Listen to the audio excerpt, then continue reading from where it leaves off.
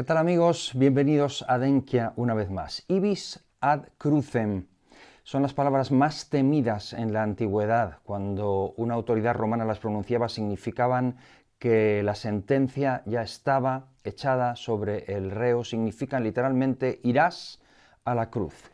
Y cualquier condenado que escuchaba esto sabía que su final era la crucifixión, el final que nadie jamás querría para sí mismo. Y una vez pronunciadas, comenzaba literal e inmediatamente la ejecución de la sentencia.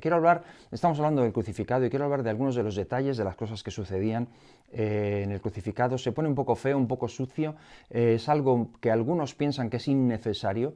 Yo no quiero tampoco abundar en los detalles ni hurgar demasiado en lo macabro, en lo desagradable. No es bonito, no es para niños, no son estampas o imágenes a las que estemos acostumbrados, solo por películas las conocemos y las escenas más duras realmente no se plasman como son, pero la crucifixión es algo tan lejano para nosotros que si queremos realmente abordarlo desde el punto de vista histórico y sobre todo humano, lo que le sucedía al reo, realmente al condenado, necesitamos hablar de ellas y sobre todo por lo que viene después y que me gustaría comentar en la próxima sesión. Así que quiero hablar de ello brevemente y tampoco abundando demasiado y tampoco exagerarlo. De hecho, si exagero, tú debes juzgarlo, si lo que estoy diciendo es exagerado o no se ciñe a la realidad de lo que le sucede al reo. Quiero hablar solamente de cosas que a veces no pensamos demasiado porque lo tenemos así de lejano y lo vemos muy normal. Cuando se pronunciaban estas palabras se ejecutaba directamente la sentencia y era algo público. Era algo público. Hoy en día la sentencia a muerte es algo lejano para nosotros, algo que la mayoría de la gente no aprueba, no queremos. Y desde luego las sentencias no se ejecutan públicamente, ni se trata de humillar a un condenado, ni de mostrarle a la gente, ni de divertirla. Pero entonces sí, se buscaba precisamente eso, humillar al condenado y mostrar a los demás las consecuencias de lo que es un crimen, que todo el mundo lo pudiera ver. Así que cuando se decía ibis ad crucem, comenzaba la ejecución de la sentencia. Y lo primero era la tortura. Es cuando los especialistas hacían sus jueguecitos con el reo. Aquí lo que menos importaba era el condenado. Era entregado en manos de los romanos directamente, de los soldados. Ya no era custodiado por ellos, sino entregado imagínate toda la ira, todos los complejos, todo el enfado retenido, era explotado y fluía sobre una persona, sobre un condenado. Cuando un soldado de estas personas insensibilizadas, embrutecidas, tenían permiso de volcar toda su ira sobre una persona que estaba indefensa y que no podía defenderse. Y venían después los latigazos. Los latigazos eran una de las partes más temidas por el reo porque podían realmente acabar con la vida de un condenado. También porque en Roma no existía un número límite de latigazos. Los judíos sí tenían esta idea, este concepto de 40 menos 1, pero los romanos no. Aunque un buen especialista sabía exactamente cuándo debía parar para que el reo no muriese, sino que muriese en la cruz. Y sabemos que estos látigos tenían unas tiras de cuero en cuyo final estaban incrustadas unas piedrecitas o unos trocitos de hueso de animal o minerales que estaban destinados a que cuando se golpeaba, al retirar el látigo, se llevasen la piel, arrancasen la piel, incluso los músculos del condenado, de la persona, lo cual abría heridas tremendas, profundas y le hacía sangrar. De forma que después también en la cruz, que era una muerte lenta, que podía llegar a durar 2 y hasta 3 días y 3 noches, pues que se acelerase. Y como digo, no era para evitarle sufrimiento al reo, lo que menos importaba era él, pero sin embargo el Imperio Romano no quería ocupar demasiado a sus soldados en estar 3 días custodiando allí a un reo hasta que muriese, sino acelerarlo lo más posible. Así que esto era lo que se hacía y había auténticos especialistas en esto, gente que sabían exactamente cómo debían golpear, dónde abrir las heridas, cuándo parar para que la cosa no fuese demasiado rápida ni tampoco demasiado lenta, sino que el reo sufriese lo que tenía que sufrir. Y después comenzaba el camino. El camino hacia la cruz, que era algo tortuoso, algo terrible. Se escogía el camino más largo, no el más corto.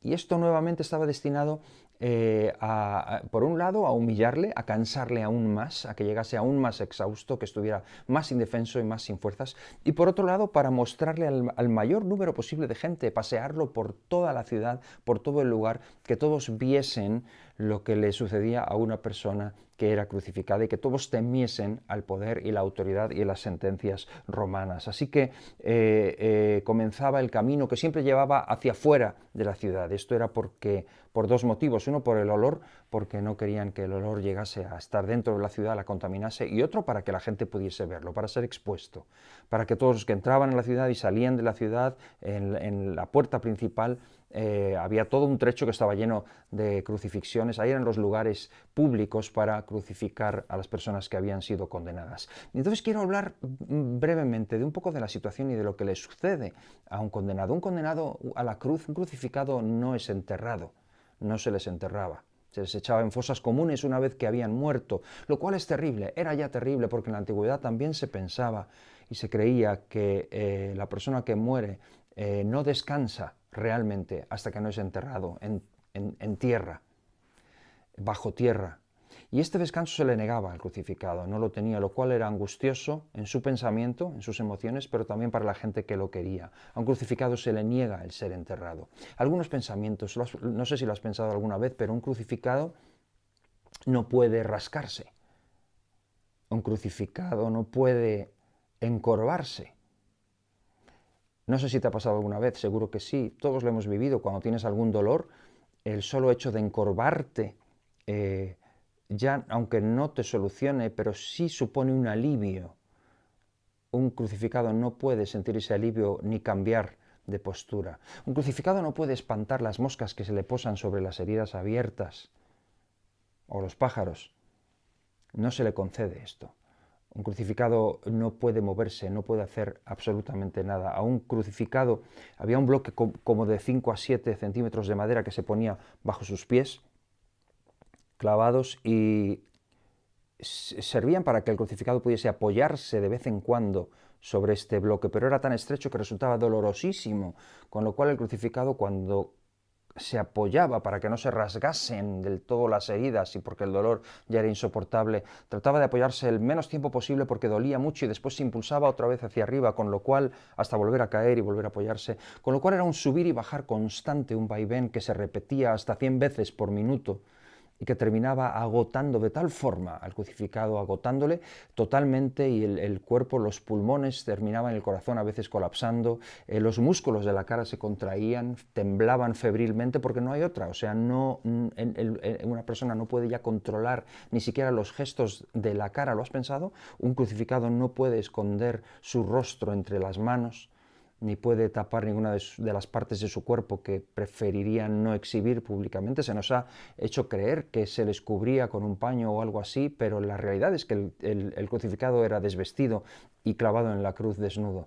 Y así, y con ese semblante, así era exhibido públicamente para que todos lo viesen, y extraños que no lo conocían ni lo habían visto nunca vieran al entrar y salir de la ciudad que allí había una persona que era crucificada. Y no solo ellos, sino también sus seres queridos, hijos, esposa, madre, padre, novia, que estaban allí al pie de la cruz. Y no era simplemente por hacerles sufrir o porque ellos querían estar cerca, evidentemente porque lo amaban, pero también si no se les ayudaba, los crucificados eran atacados por los animales carroñeros que se abalanzaban sobre ellos, aves o incluso cuadrúpedos, en cuanto podían, o si no había gente, se acercaban a la cruz y se encaramaban para poder alimentarse aún del cuerpo vivo del crucificado. Y esto sucedía si no se estaba allí con ellos para espantar a estos animales. Y así colgaban en el frío de la noche y en el calor del día, y la muerte sobrevenía por asfixia o por desangramiento, a veces simplemente por colapso del corazón o pulmonar, o sencillamente porque se desmayaban del propio dolor estando aún en la cruz antes de morir. A un crucificado no se le permite acostarse. Cualquier persona, cuando sabe que va a morir, se acuesta, se tiende sobre la tierra, esa última cama, ese último hogar sobre el que uno se acuesta para dejarse morir. Un crucificado no puede hacer eso. Un crucificado muere solo, muere sin hogar, muere en el aire. Y el hecho de comentar estas cosas no es por ahondar en en esta cuestión o en lo macabro de una crucifixión. Ni siquiera estamos hablando de Jesús, estamos hablando de cualquier persona que era crucificada en el Imperio Romano. Pero quiero hablar de estas cosas porque lo que quiero abordar en la próxima sesión, quiero hablar de algo, de un fenómeno extraño, una auténtica locura. Resulta que en el siglo I surge un movimiento nuevo, un movimiento que a pesar de la represión y a pesar de las amenazas, crece y crece rápido y mucho y se extiende por todo el imperio y comienza a tener una dimensión universal, mundial, de influencia para todos. Y dicen tener una noticia, una buena noticia, les llaman cristianos. La noticia que tienen la llaman evangelio, que en griego significa buena noticia. Dicen que tienen una noticia buenísima que tiene que llegar a todos, que todo ser humano, sin importar condición o procedencia, necesita conocer y escuchar esa noticia. Y por más que les amenazan y les dicen que callen y que dejen de hablar de eso, dicen que no pueden, que la noticia tiene que llegar a todo el mundo porque es buena para todos y necesaria, de una necesidad crucial y de una importancia tremenda para cualquier ser humano. Y resulta que el centro de esta buena noticia que ellos dicen es la crucifixión de un hombre. Esto es Denkia. Estoy contento de que estés al otro lado escuchando. Nos vemos en la próxima.